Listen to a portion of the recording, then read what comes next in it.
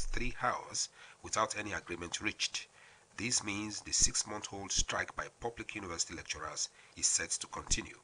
The academics are seeking improved welfare, revitalization of public universities, and academic autonomy, among other demands. Organizers of the Nigerian Broadcasting Awards (TNBA) have expressed optimism that the event will make the country's broadcasting industry a formidable force in the world. Chairman of the awards steering committee, Guy Murray-Brose, spoke on the media edition of the event scheduled for November during an interview with a radio station. Murray-Brose, who is president of the Silverboard Group, said the award ceremony is a first of its kind in professional excellence recognition and reward platform.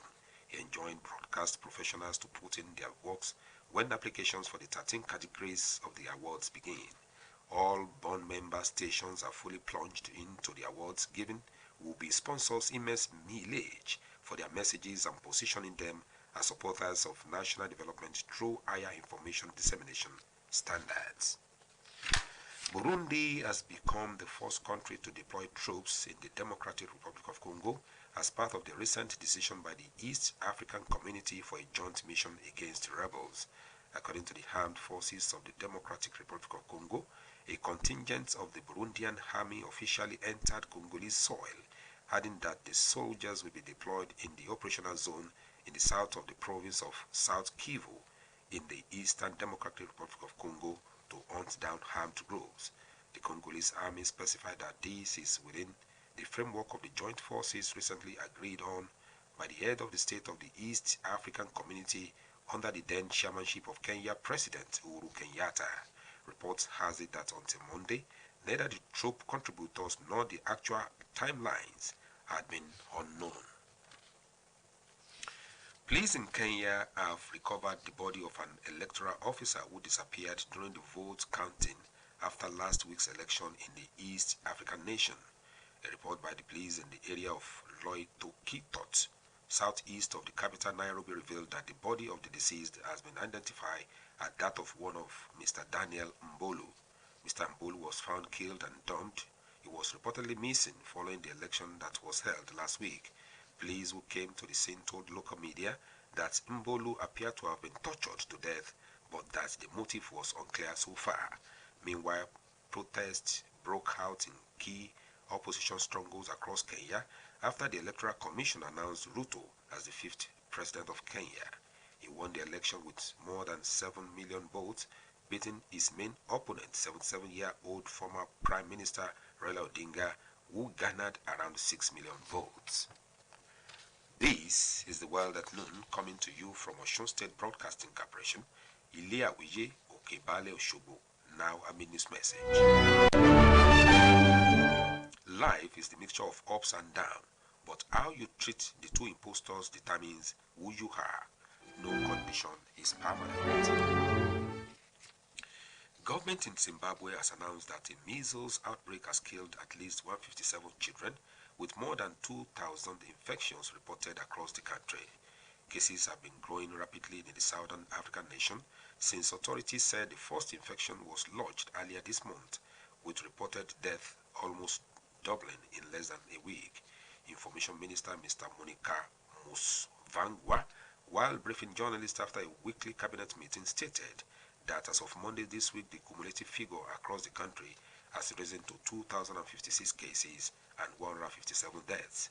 Mr. Mustvangwa explained that the government is making efforts to step up vaccinations and has invoked special legislation allowing it to draw money from the National Disaster Fund to deal with the emergency. He said the measles virus attacks mainly children with the most serious complications, including blindness, brain swelling, diarrhea, and severe respiratory infections. In the meantime, the United States of America President Joe Biden has signed a sweeping $750 billion healthcare, tax, and climate bill into law at the White House, making a major victory for his administration and the Democratic Party ahead of the midterm elections. Biden said during the signing ceremony in the state dining room that the legislation called the Inflation Reduction Act is one of the most significant laws in America's history. He maintained that with the law, the The American people won and the special interest lost. Biden told an audience of Democratic members of the Congress and administration officials that for a while people doubted whether any of that was going to happen, saying America is in a season of substance. The act accomplishes several key Biden's legislative agenda items, representing the largest climate investment in the American history, and making major changes to health policy by giving Medicare the power for the first time to negotiate the prices of certain prescription drugs and extending expiring health care subsidies for 3 years. Brazil's presidential election campaign officially began with former President Luiz da Silva leading all polls against incumbent Jair Bolsonaro amid growing concern of political violence and threats to democracy. Da Silva, whose two-term presidency ran from 2003 to 2010, has already taken to swearing a bulletproof vest for public appearances. Report says Da Silva was scheduled to speak at an engine factory, but federal police officers asked him to cancel the event due to security concerns. According to his campaign team, the leftist launched his 78th bid for the presidency at a Volkswagen plant in Sao Bernardo do Campo, a manufacturing city outside Sao Paulo, where he rose to fame as a union leader in the 1970s. The race in Latin America's largest democracy is a clash of titans, with all other candidates lagging far behind. And here again are the highlights of the world at noon. In Nigeria, the meeting between the leadership of the Academic Staff Union of University ASU and the federal government has again ended without an agreement. Burundi has become the first country to deploy troops in the Democratic Republic of Congo as part of the recent decision by the East African Community for a joint mission against rebels.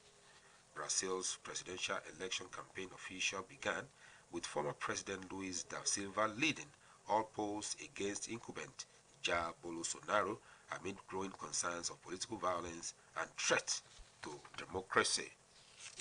And that was The World at Noon, edited by Nathaniel Oyegoke and delivered by Adeniyi Kehinde. News Talk, written by an intern in the Department of News and Current Affairs Radio, Habib Lai Abdulwasiu, highlights the youth bastardization of cyberspace technology through internet frauds and the consequences on those that indulge in the act.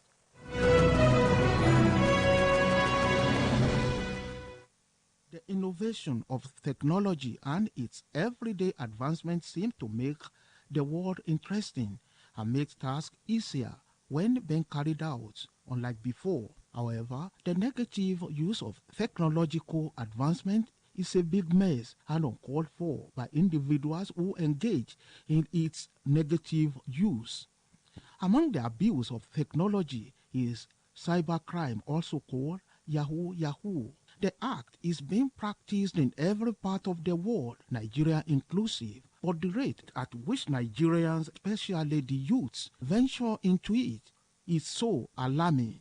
They have taken it as a full-time job that pays them money and other treasures every time. They seem to have neglected the legitimate means of seeking for money instead of going a long way in acquiring quality education that will make them outshine their peers locally and globally with their intellects. All they chase around and care about is how they will make money and secure the bag, as they usually say. The series of studies on how internet frauds are perpetrated show there are several ways by which these persons scam people of their own money and belongings, most especially their victims across continents.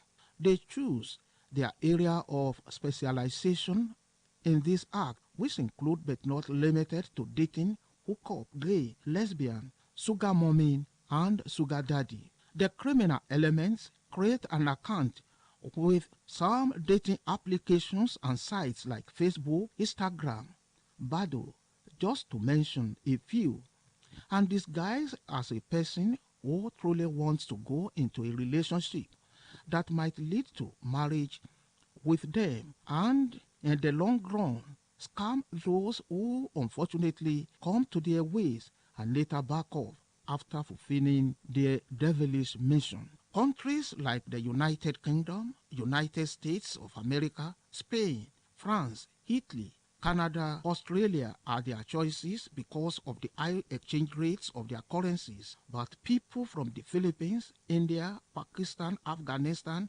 Iran are not what they desire because they are of the mentality that they have nothing to offer. The e-money transfer stock in banking system all over the world is an innovation that assists Yahoo boys to swindle their victims with ease. Out of curiosity to know why the majority of youths put up these fraudulent actions, it was established that some crazy responses and slangs like "money is the main thing," "hustle," "so you can bubble," "I just want to secure the bag," and lots more are common among these get-rich-quick elements. Some are even of the mentality that education is a big scam in this country, where thousands of millions of graduates are roaming the streets seeking jobs that exist nowhere. Aside their expertise in cyberspace technology, investigation revealed that Yahoo guys involved in occultism to gain supernatural power which they invoke on their victims to be easily beguiled and hypnotized in the course of defrauding them. It has been established that many of those who fell prey of Yahoo guys are either eventually become miserable or demented. The Yahoo boys will also kill for ritual known as Yahoo Plus, the proceed of which they display in flashy cars and ostentatious living. It will be recalled that a notorious internet criminal, Abbas Ramoni, known as Hush Puppy, was once arrested alongside other accomplices in Dubai, United Arab Emirates, are still standing trial of illegal possession of money and valuables worth $168 billion in the United States of America.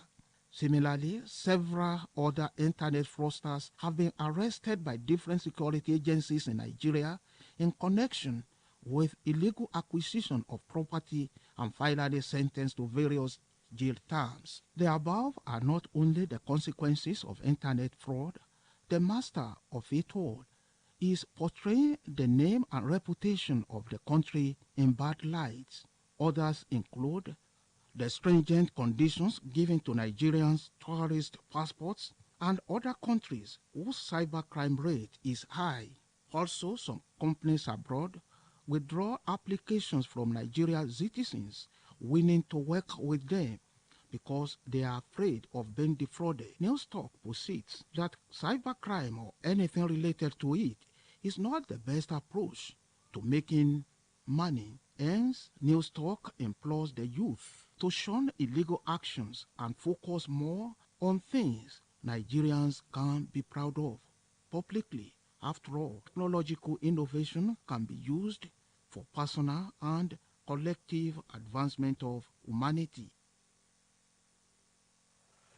That news talk by an intern in the OSBC Department of News and Current Affairs, Abibulai Abdulwasiu, highlighted the youth bastardization of cyberspace technology and the consequences on those that indulge in the act, which include imprisonment that could mar the future of internet fraudsters. The piece was presented by Adeboye Popola.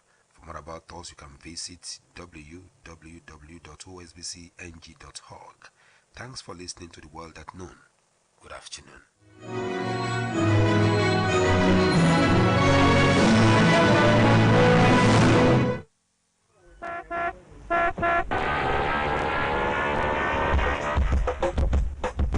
Drive carefully behind the wheel, overspeeding kills, don't waste the time, a little care will take you there.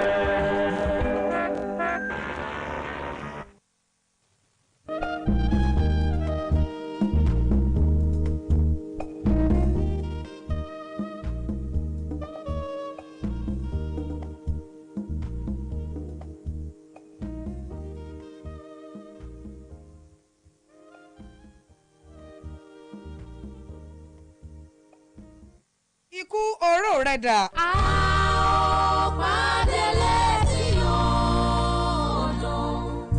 odò dídán náà.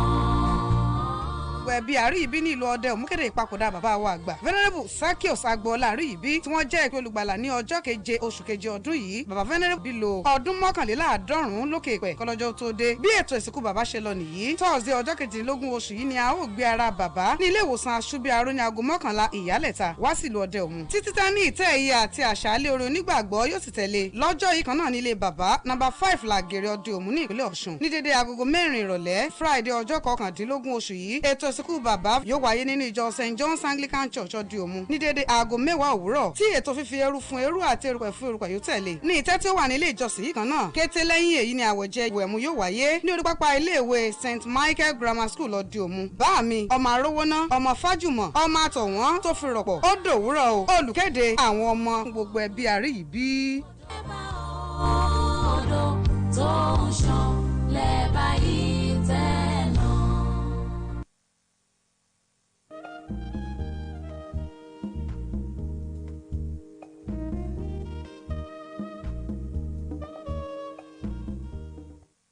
ọmọ ọba ìpàdé ọlá adédìgbé pọ́dún mẹ́rìndínláàádọ́rùn lókè èpè 86 years on heart ọ̀pẹ ló bá dé. congratulations congratulations sátidé ogúnjọ́ oṣù kẹjọ 20 August 2020 ní lálẹ́ olú takutupo òhun ní gbàgede ilé Ògbó City Hall níbi tí tọba tìjòyè tẹbí tọ̀rẹ́ tojúlùmọ̀ yóò ti péjọ dáwọ́ ìdùnnú pẹ̀lú bàbá wa ìpàdé ọlá adédìgbé tó pọ́dún mẹ́rìndínláàádọ́rùn lókè èpè. Olúwa dúpẹ́ o. aago 10 àárọ̀ lètò gbogbo gbéra sọ. ọmọ ọba ìpàdé ọlá adédìgbé professor of forensic accounting Basọ̀run tìlú ilé Ògbó ebúdíkẹ̀ of Anambra State ẹni àjáfódìdí ọdún 17 years gbéròkè òkun. bíbọ̀ tí pàdé ọlá ń bọ̀ wálé àpò ìdánwò lọmọ adédìgbé fi kówé ẹ̀rí wálé. ọmọ ọba ìpàdé ọlá adédìgbé sọdún ọdún yìí ẹ̀ ṣe tẹ̀mí ìtayàtọ̀ ọmọ ìgbàlájọ bí ọkọ mi ará ẹbí ayélujáfẹ́ ọmọ adọ́kọ níbi owó gbé. ayélujáfẹ́ ọ̀làkìdélé bí ẹnu kún mi dé ni wọ́n kì í sọ. ọmọ tọrọ ọbẹ̀ tọrọ abẹ́ bàbá yín ni ẹ fún mi lábẹ́ abẹ́ dùjọbẹ̀ lọ. kárí yín pẹ́ o kárí yín pẹ́ ìpàdé ọlọ́ba bá wa kárí yín pẹ́. olùkéde honourable justice Oyèjídé Fálọlá orúkọ gbogbo ẹbí Fálọlá.